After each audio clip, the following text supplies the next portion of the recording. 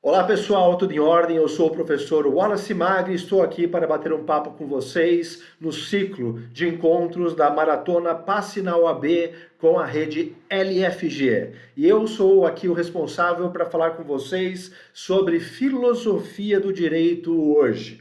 É claro, não dá para falar de toda a filosofia, né? 7.000 anos de conhecimento em 20 minutos, não é o caso. Mas de acordo com estatísticas confiáveis, tá? Não se confunda com estatísticas de eleição e tal, ou seja, de 2013 para cá já caíram duas questões de filosofia em exames de ordem, então já é possível, já fiz isso, cataloguei quais são os temas e os autores mais recorrentes. Então, é seguro, essa estatística ela é bem segura e o examinador ele é bem estável, de certa forma. Então, fica fácil de eu dar uns toques para vocês. E aí também seguindo certas tendências do que já caiu nos últimos dois exames, que provavelmente não se repetirão, mas seguindo mais ou menos tendências também do examinador, a gente vai fazer um apanhado geral de filosofia do direito. Não descarte as duas questões, vou dar um spoiler. Ao final desse nosso curto encontro, eu vou te mostrar como é fácil a questão de filosofia do direito, de exame de ordem. São dois pontos que podem salvar a sua vida. Ao invés de ficar naquele vale da morte de professor, fiz lá 38 e agora não estou conseguindo passar, será que vai anular ou não vai anular? Às vezes não deu atenção a uma questão de filosofia. Seguiu lá, sei lá quem, aí em qualquer lugar que falou, nem estuda isso aí, descarta. Não precisa. É muito fácil. Bom, e aí para provar isso para vocês, né, nessa maratona eu separei para vocês alguns autores e a partir de alguns autores a gente vai fazendo uma reflexão sobre o que já caiu e etc. E assim coloca a tua mão na questão, a hora que você for decidir, coloca a tua mão firme na alternativa correta, não tem aquela escorregada se é A ou se é B, se é C ou se é D, você vai saber, tá certo? Então, primeira coisa que eu falei para vocês, as únicas coisas que caem em filosofia do direito e em exame de ordem estão aí.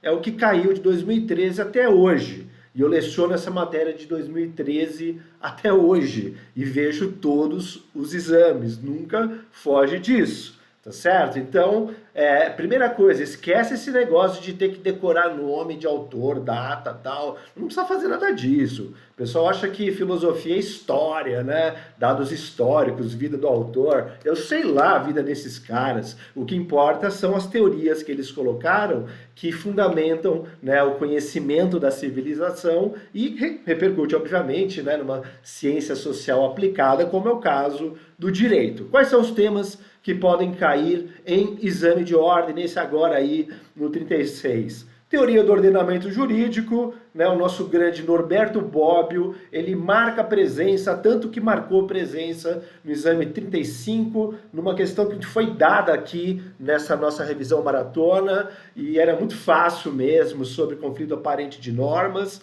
cai direto. Eles gostam do Bobbio, pensamento dele a respeito de interpretação do direito como fato social, como subsistema e papapá. A gente tem uma questão sobre conceito do direito. Geralmente a gente é mais formalista, normativista, mas todo mundo já sabe, há outras correntes, e a gente vai tratar disso aqui também, né, sob a perspectiva de um autor que todo mundo sabe quem é e conhece. Caem também, invariavelmente, questões de ética jurídica e política, filosofia política, às vezes se esbarram, né? Gozado que na última prova, pela segunda vez, eles colocaram um texto de Hannah Arendt, que é uma autora que a gente até usa nas aulas de filosofia da faculdade, né? A Condição Humana é um texto bacana para falar sobre ética, os livros já do final, né, da vida de escritora e professora tem alguma ligação. Eu fico espantado de ver cair Habermas logo de uma vez, que vai mais ou menos na mesma linha, mas Hannah Arendt não é o que cai tanto, às vezes espanta, mas em geral caem autores que são aqueles contratualistas, Hobbes, Locke, Rousseau, em ética jurídica, em mais filosofia política, né? Em ética, geralmente cai Kant, caem os contratualistas e caem os gregos, principalmente Aristóteles, e às vezes cai Platão. E tem também hermenêutica jurídica, que é a teoria da interpretação do direito, da norma jurídica e toda essa questão. Pronto. Ponto número 1. É muito fácil o que cai em filosofia do direito. Só são esses 4 tópicos. Estou te falando, não precisa decorar nome de autor nenhum. E ao final, o spoiler, eu vou te mostrar na questão por que você não precisa saber nome nem data de autor nenhum e nem ter lido os livros dele, que eu sei que vocês não leram de qualquer forma, né? Se é que leram alguma coisa de filosofia, mas só com esses toques aqui, olha, já ajuda bastante. É sempre bom comprar o curso todo, estudar, ler, né? Leitura faz a gente ter mais repertório, ficar mais tranquilo na hora da prova. Mas como aqui a gente está numa tranquilidade para colocar você em estado de fazer a prova, que é um momento muito importante na vida de vocês, às vezes dá aquele medo, aquele frio na barriga, só você sabe o que você passa quando você está sentado ali, às vezes está calor, às vezes está frio, a sala está cheia, e todo mundo, aquela pressão social que tem desse negócio de exame de ordem, mas ainda assim é você com o seu raciocínio. E filosofia vai falar justamente de raciocinar. Ora, como que você aprendeu o que é o direito na faculdade? Ora, você aprendeu o que é o direito na faculdade através de Kelsen e a teoria pura do direito de Kelsen, tá certo? Então, a teoria pura do direito de Kelsen, ele é chamado de normativista formalista porque ele estuda a lei a partir do que ela é. Né, um texto gerado, então um texto linguístico, a partir do qual você tem um comando de ação sob pena de sanção. A teoria pura do direito do Kelsen não quer dizer que ele não se importe com a questão política, com a questão moral, ele só diz o seguinte: para estudar o direito como ciência, você tem que estudar o direito só norma pela norma. Você não pode colocar nenhum outro elemento, senão você perde o rigor científico. Por isso que o nome da obra dele é Teoria Pura do Direito. E a gente estuda muito isso, e é bem bacana. Na verdade, depois a gente vai problematizando. Basicamente, o que pode cair no exame de ordem a respeito de Kelsen e a teoria pura do direito dele, afora que eu já comentei, a estática jurídica, que é a imputação. No direito que vale é a teoria da imputação. Se A é, então B deve ser. Não dá para estudar feito fenômenos da lei da natureza que segue as regras, né, de causa e efeito. Aqui é o seguinte, meu amigo, está escrito na norma, foi descumprido, sanção no caboclo. E a dinâmica jurídica, não vou ficar repetindo aqui a pirâmide de Kelsen, né, que tem a Constituição no topo, mas na verdade o que dá fundamentação a todo o sistema é a norma hipotética fundamental, que é o conceito de validade da norma jurídica inserida dentro de um sistema, e a partir daí, formalista que ele não vai se preocupar de onde que veio essa norma. Ora, é uma norma hipotética fundamental, que é um comando que diz obedeça às regras do Estado, a partir de uma pirâmide de conceitos de normas hierarquicamente superiores, inferiores, e formas pelas quais as normas devem ser editadas pelo Estado para que elas tenham validade e eficácia. Tá? Então, quando você estuda dinâmica jurídica dentro do Kelsen,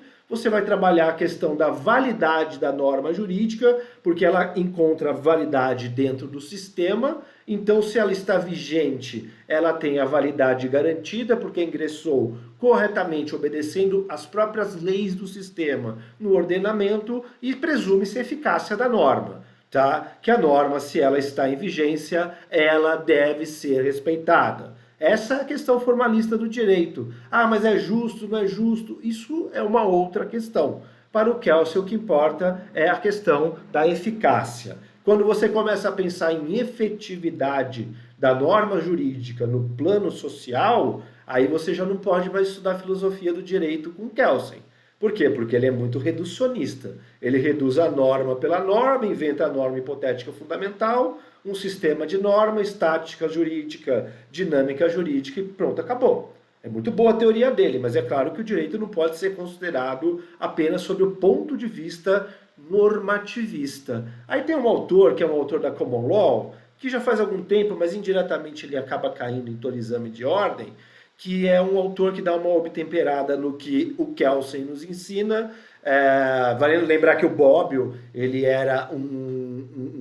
ele estudava, né, junto com o Kelsen era o orientador dele, depois ele foi lá e se rebela, como sempre acontece no meio acadêmico, né? As pessoas pensam por si, é o que se espera, pelo menos, não ficam só repetindo os outros. O Hart é um autor da Common Law. Confesso que quando caiu a primeira vez no exame de ordem achei estranho, porque aqui no Brasil, em filosofia, a gente nunca deu muita bola para autores da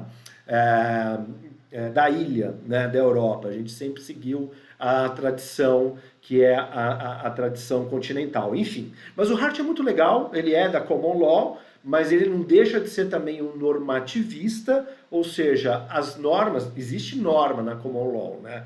É que hoje em dia cada vez menos o precedente de corte ele é muito utilizado porque as normas são mais abertas, são mais estatutárias, dão mais margem à interpretação. Aqui também, né? Mas é mais ou menos essa a questão que a gente trata quando fala a respeito da Common Law. Os sistemas hoje em dia, na verdade, são híbridos, né? O que é legal de Hart? Hart ele também é um positivista. O pessoal fala que é soft positivismo, né? Um positivismo um pouco mais soft do que o do Kelsen, que alheia tudo. O Hart ele é inglês, então ele é mais pragmático, né? O inglês ele gosta de entender as coisas pelo que é possível de ver e tal. Essa questão do Kelsen aliar, que tem uma estrutura política, que põe as normas e tal, o Hart ele reconhece que existe isso, né? Tanto que ele vai tratar das normas primárias que o Estado estabelece para as obrigações dos cidadãos para consigo, entre eles, né? Consigo mesmo não, entre eles e também com o Estado. E o mais legal do Hart são as normas secundárias. O que é a norma hipotética fundamental para o Kelsen? É a norma de reconhecimento, de que a população reconhece aquela norma como válida para a sociedade, tá? As normas de alteração, que o sistema precisa andar, então você confere ao legislativo a alteração de normas, e a aplicação, que é efetivamente o momento em que o juiz, né, delibera a respeito da aplicação da norma ao caso em concreto. E aí o segredo de quem é do direito está justamente nestas normas secundárias e para a gente, principalmente, né, da área da teoria da decisão judicial, que trabalha na área do judiciário, a questão da interpretação das normas. O Kelsen ele foi muito bom para trabalhar a questão do direito enquanto ciência pelo rigor da sua teoria. Ele era lá da escola da virada linguística, né, que é junto com Wittgenstein e tudo isso. Então ele era do ciclo de Viena, tal, criou realmente um conceito legal para uma possível ciência do direito. Mas o direito, ele vive, né? E no caso em concreto, ele é decidido. E aí o Hart ele fala a respeito das texturas abertas da norma que levam, né, o aplicador da norma a uma certa possibilidade de discricionariedade na hora de aplicar a norma ao caso em concreto. Sei lá, para exemplificar, é tráfico de drogas, ele é traficante, ou ele é usuário, ou ele está no 33 parágrafo 3º, todo mundo vai estar estudando lei especial de drogas e tal, ele está entregando para alguém sem nenhuma intenção de tráfico para uso de substância entorpecente. Isso é pragmático, né, da linguagem usual, né, as condutas, as ações, elas são pragmáticas e o juiz tem a textura aberta para entender se uma determinada ação se encaixa no artigo 33, parágrafo 3º, se encaixa no artigo 28, texturas abertas, meus amigos. Tá legal? É só isso aqui que eu estou falando agora, uma exemplificação para facilitar. Se você quer entender de Hart, leia todos os textos de Hart, mas com isso, e lembrando das texturas abertas, você já tem uma margem muito bacana para poder acertar as questões. Lembre-se do spoiler. Vou facilitar, porque as questões não podem ser descartadas, as questões de filosofia do direito, porque elas são muito fáceis de acertar.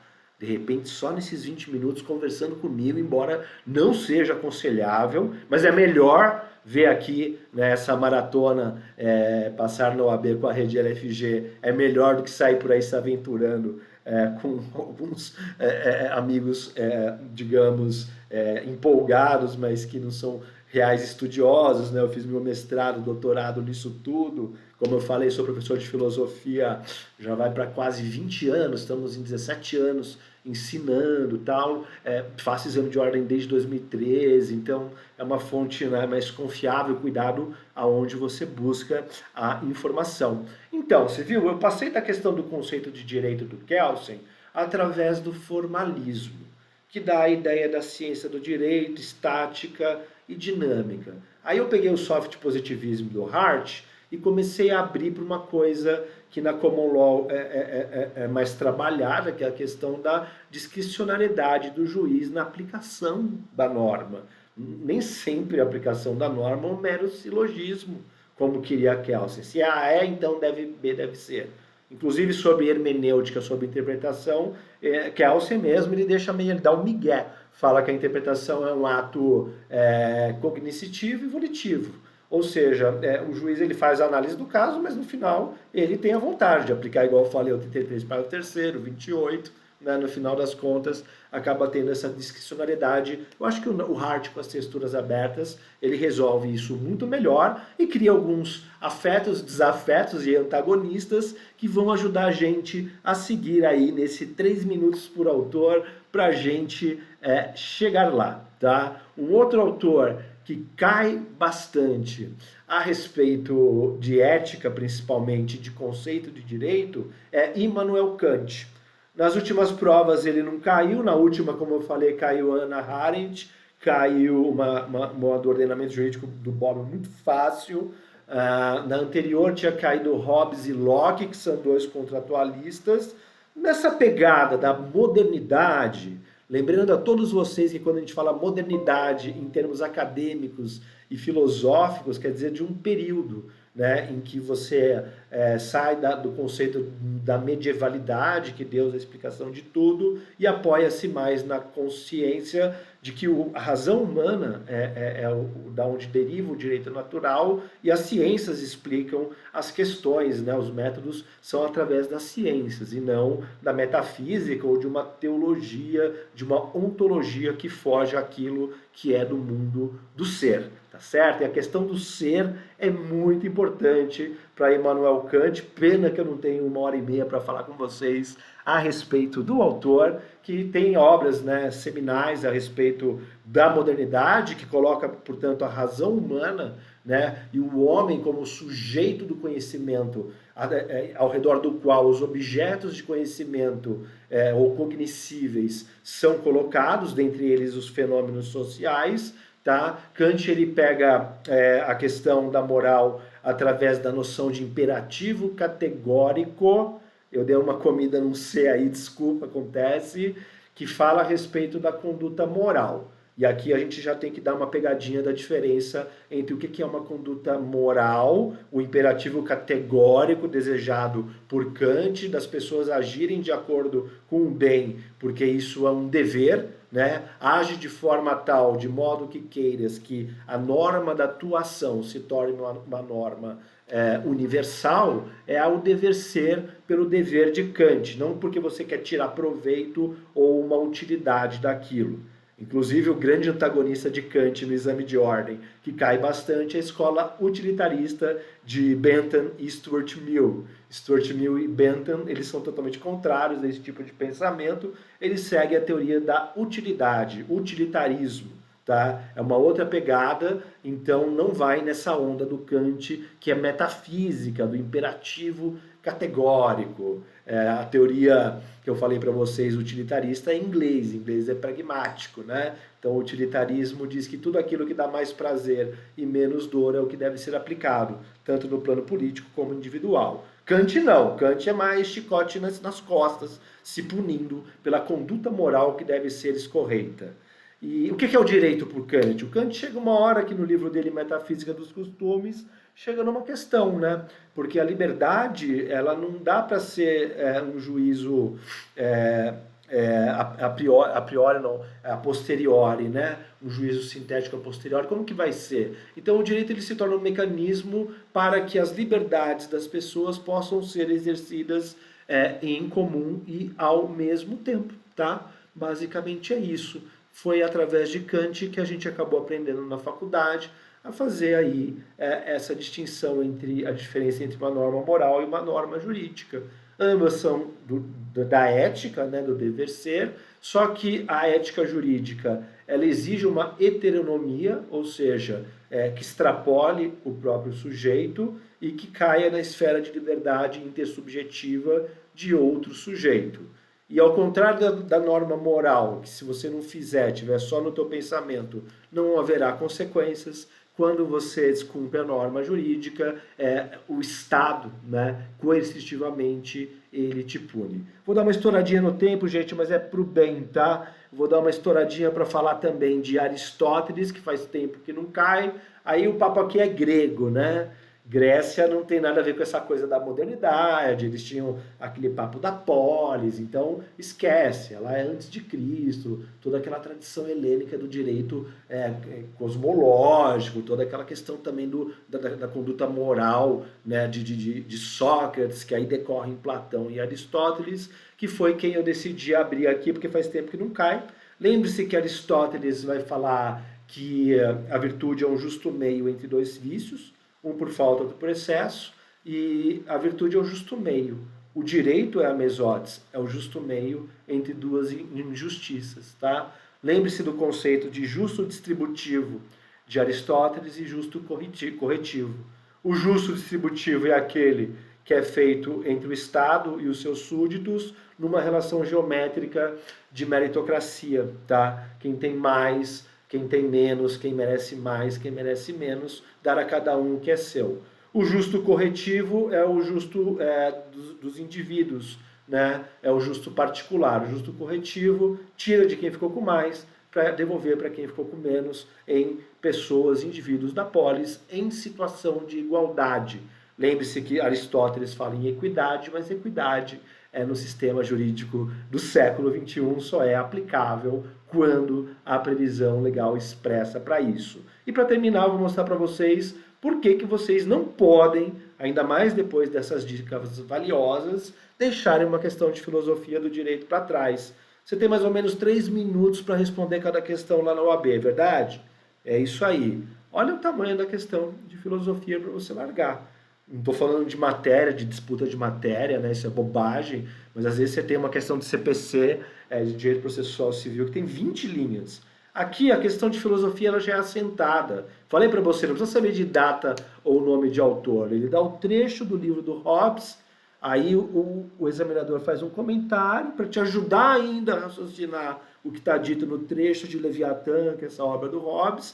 E o que você tem que fazer no final do dia, gente, é basicamente uma interpretação de texto, né, para ver quais das alternativas confere melhor com aquilo que está no livro do autor e no comentário do examinador. Quanto tempo você perde para fazer a leitura dessa questão? Você não perde praticamente tempo nenhum. E com essas dicas, espero tê-los ajudado. A questão aqui era dar um panorama geral, pincelamos alguns autores, deles derivaram alguns insights, que espero que ajudem vocês a, interpretando com calma, lá na hora da prova, as questões, não descarte nenhuma, leia as 2 questões de filosofia, acerte-as, bons estudos, bom resultado no exame de ordem. Eu espero vocês na próxima fase. Sucesso, até lá!